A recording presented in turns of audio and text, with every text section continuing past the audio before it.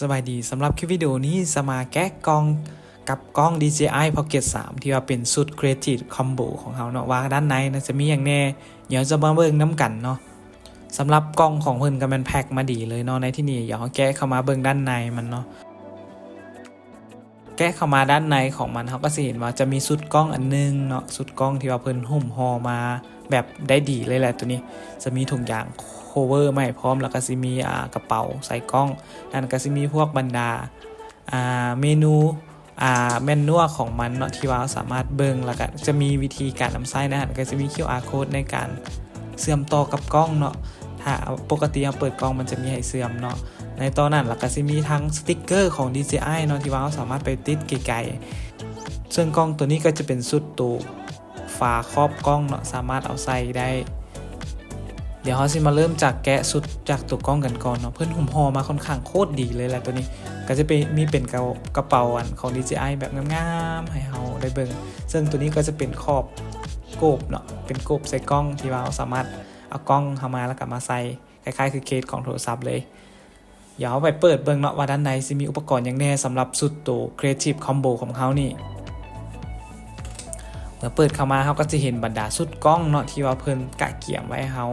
อยู่ในสุดตัว Creative Combo นี่เนาะ1ก็ประกอบมีด้วยกับ1จะเป็นตัวกล้องในที่นี่ก็แม่นยังบ่ทันได้แกะสติ๊กเกอร์อย่างเลยเดี๋ยวเราจะมาลอกออกไปพร้อมๆกันเลยในนี้ก็จะมีเป็น power bank ของเพิ่นเนาะ power bank ที่ว่าสามารถเสียบเข้ากับกล้องแล้วก็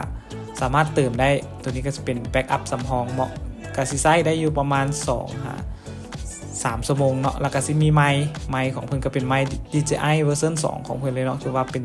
รุ่นที่ว่าโอเคเลยตัวนี้ถือว่าดีระดับต้นๆเลยแล้วตัวต่อมาจะเป็นขาตั้งกล้องอันนี้ก็จะเป็นเลนเนาะเลนกล้องเลนวายแล้วก็จะมีสายซากไทซีมันแถมมาแล้วก็จะมีชุดป้องกันเสียงรบกวนก็สามารถใส่กับตัวกล้องได้ตัวไมค์กล้องได้ตัวต่อมาตัวนี้ก็จะเป็นตัวเชื่อมต่อเนาะตัวเชื่อมต่อไว้สำหรับสั่งแปดตัวกล้องบอต่างๆซึ่งตัวนี้ก็ซิแมนอย่างเนาะสำหรับตัวนี้ก็ซิแมนแม่เล็กก้าอยู่ในไมค์ที่ว่าเขาสามารถแนบใส่เสื้อบออย่างต่างๆมันจะเป็นแม่เล็กเนาะก็สบายในการนำใช้งานเราสามารถใส่ไปสัมภาษณ์พวกนั้นพวกนี้ได้เลยเดี๋ยวก่อนอื่นเดี๋ยวเขาสามารถลอกน้ำกันเลยเนาะลอกเข้ามาซึ่งตัวด้านลมมันก็จะมีตัวที่เอาเสียบเข้าไปนี่ก็จะเป็นตัว power bank เนาะ power bank ที่ว่าสามารถเชื่อมเข้ากับตัวกล้องได้เลยซากอาจจะใช้เวลาอยู่ประมาณ3-40 นาที100%เนาะ 100% ก็จะเป็นซากเต็มเลยหลังจากตัวนี้เขาเปิดกล้องขึ้นมาในเบื้องต้นมันจะให้เลือกภาษาแล้วก็จะมีการให้เฮาสไลด์ไปก่อนแต่ว่าแนะนำในส่วนขั้นตอนการสไลด์ตัวนี้มันจะให้เชื่อมกับตัว QR code อันหนึ่งในการตั้งค่ากล้องเบื้องต้นเนาะตัวนี้เฮาจะข้ามไปก่อนแล้วจะมาแนะนำทีหลังสำหรับเขาเปิดขึ้นมาแล้วเขาก็สามารถเลื่อนจอยสติ๊กเนาะมันจะมีจอยสติ๊กเลื่อนซ้ายเลื่อนขวาเลื่อนขึ้นเลื่อนลงสามารถซูมได้พร้อมซูมได้สูงสุดคูณ 4เนาะสามารถซูมได้ฮอตคูณ 4ส่วนปุ่มแดงๆของเขาก็แม่นปุ่มเปิดปิดเครื่องเขาสามารถเปิดปิดได้หลายแบบเนาะตัวที่เอาเชื่อมเข้าไปนี่ก็เป็นอะแดปเตอร์นึงที่เขาใช้สามารถเห็นให้มันยาวขึ้นมาตั้งกล้องเหมาะเลยเนาะสำหรับผู้เดียวที่สามารถไปเฮ็ดวีบล็อกหรือว่าไปรีวิวอย่างต่างๆให้ทีมงานแนะนำว่าซื้อมาใช้ได้เนาะตัวนี้ก็จะเป็นคล้ายๆคือการสั้นของเพิ่นนี่กิมโบของเพิ่นมันมากับตัวเลยได้เนาะตัวนี้ไฮไลท์ของเพิ่นก็คือกิมโบนี่แหละที่แบบว่าสมูทแฮงหลายเวลาเฮาเลื่อนซ้ายเลื่อนขวาอย่างต่างๆมันจะค่อนข้างแทร็กได้ดีเลยตัวต่อมาตัวนี้เฮาก็ได้สอยแมมมาอันนึงเนาะแมมตัวนี้ก็เป็นของ Lexa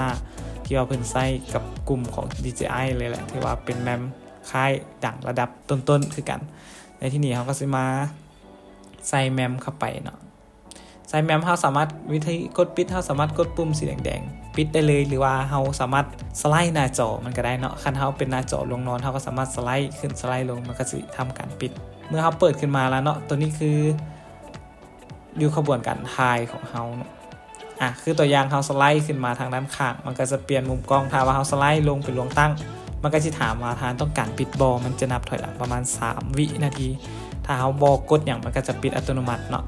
ถ้าเปิดขึ้นมาปุ๊บความเก๋ไก๋ของกล้องมันก็จะมีการดีเทคขึ้นมาใช้เป็นโหมดคาลิเบรตให้เป็นโหมดมาตรฐานให้เลยเนาะตัวนี้ที่จริงอยู่ในตั้งค่ามันจะมีโหมดคาลิเบรตตัวกิมโบพร้อมเนาะตัวนี้ ห็นบ่สังเกตเบิ่งมันคล้ายๆคือเคนเลนกล้องหั่นเลยเนาะที่ว่าเขาถ่ายหนังฟอร์มใหญ่ตัวนี้หรือว่าเพิ่นจัดสเปคมาค่อนข้างได้เต็มเลยตัวนี้เหมาะแก่การถ่ายรีวิวบ่ถ่ายหรือว่าไปลิ้นอย่างต่างๆบอกว่าคักสุดเนาะตัวนี้มันสามารถดีเทคใบหน้าเลื่อนซ้ายเลื่อนขวาแล้วก็มีการแพนกล้องแบบ360องศาแบบ180องศา90องศาแบบคักๆเลยตัวนี้จะลองเบิ่งไปเรื่อยๆเนาะมุมลิ้นกล้องของเพิ่น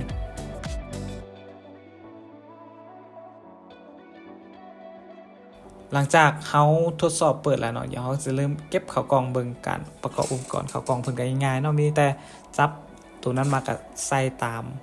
กระเป๋าที่ว่าเพิ่นวางไว้ให้เฮาหลังจากนั้นก็เข้าไปแล้วก็ฮีทสามารถเก็บเมียนได้แบบง่ายๆเนาะแต่ถ้าว่าผู้ใดมีอุปกรณ์หลายมีหลายเลนเขาก็สามารถซื้อกระเป๋าเสริมได้เลยตัวนี้เนาะขอบใจสำหรับคลิปวิดีโอตัวนี้เนาะเดี๋ยวเขาจะมาลองทายเอาท์พุตของมันในงวดต่อไปเนาะว่ามันสิเป็นจังได๋เดี๋ยวเราลองมาติดตามนำกัน